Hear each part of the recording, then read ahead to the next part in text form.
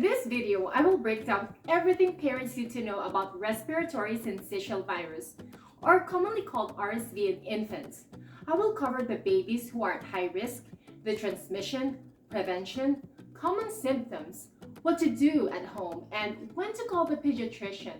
Very important and timely topic for the week, since we have had extremely cold weather for the past few days. So get cozy, get your blankets, put on your fuzzy socks, and make your favorite hot drink as we explore the world of RSV. Welcome parents and caregivers. This is Nurse Cherry from Mother Baby Central. This channel provides you with everything about mom's care during pregnancy and postpartum period, and babies during newborn stage and first year of life.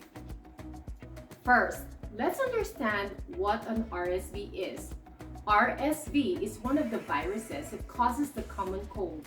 Majority of respiratory illnesses in children are due to this virus. In the US, RSV season starts when the temperature starts to drop, which is the fall season, and peaks in the winter, and sometimes persists in the early spring. A child can get multiple exposures to RSV, and according to CDC, most children get an RSV infection by the age of 2. Who is at high risk for RSV? Number 1, babies who are 6 months and younger. Number 2, babies who are born prematurely or born less than 37 weeks of gestation. Number 3, babies born with congenital heart defects and with chronic lung disease. Infants with chronic lung disease or bronchopulmonary dysplasia or BPD are ex-preemies who were on ventilators or any form of assisted breathing who develop long-term breathing issues. Number 4, infants with weak immune system.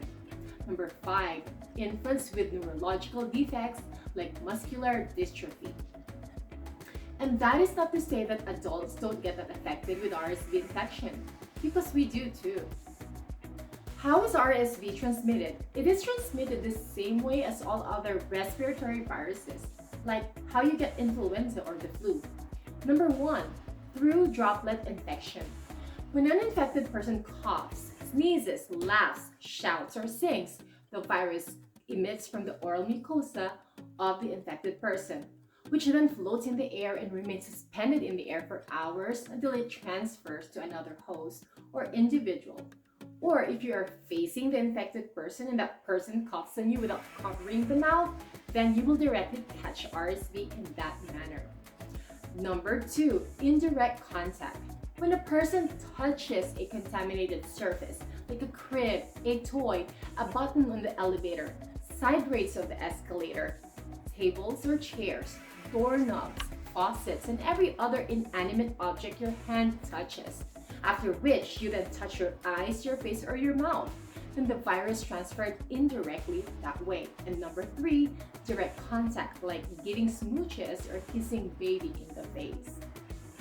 Before we continue, if you watch until the very end of this video, I will give you a bonus tip on how to celebrate the holidays with the family and keep you, parents, and your baby from getting sick. So watch out for it. So now let's talk about the symptoms of RSV. Number 1, shallow and fast breathing. Number 2, runny nose. Number 3, cough. It could be wet or dry cough. Number 4, no interest in feeding, like skipping a feeding or poor feeding. Number 5, poor muscle tone or lethargy. Number 6, signs of respiratory distress, like retractions where an infant uses accessory muscle in the chest to breathe.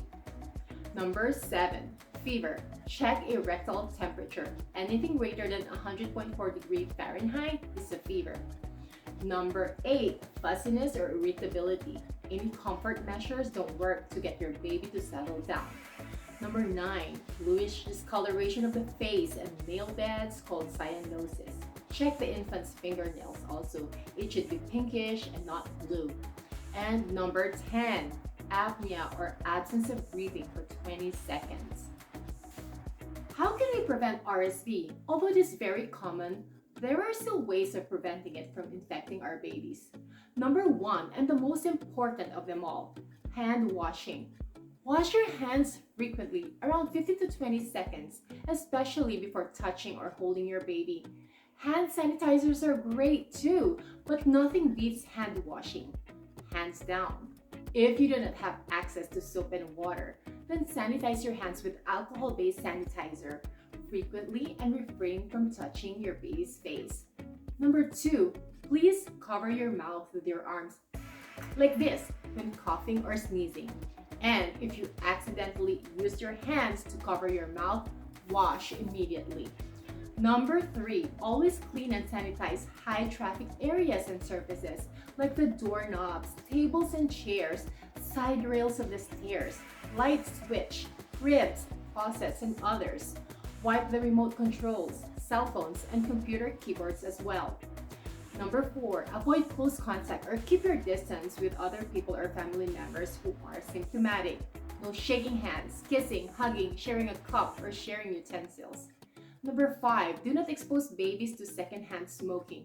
Parents, if you are a smoker, do not smoke around your baby. And number 6, if you are a mom and breastfeeding, continue to do so as this will tremendously help with your baby's immunity. Alright parents, now let's talk about what you can do if you have a sick baby at home. As I have mentioned before, there are a lot of viruses that can make a baby sick. It is not just RSV, but the home treatment is the same. So let's get into it. Number 1, keep your baby comfortable and well hydrated.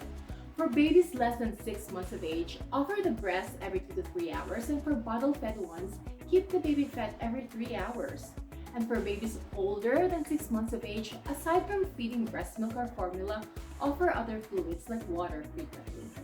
Number 2, monitor the baby's temperature, and if your baby has fever, temperature greater than 100.4 degrees Fahrenheit, you can give acetaminophen for babies less than 6 months of age. And you have the option to add and give ibuprofen for babies older than 6 months of age. Please consult your pediatrician for the correct dose. Number 3, for nasal congestion and thick mucus, apply some nasal saline spray or drops and use a bulb syringe to clear the nose. Babies don't have the ability to clear and blow their nose at this age.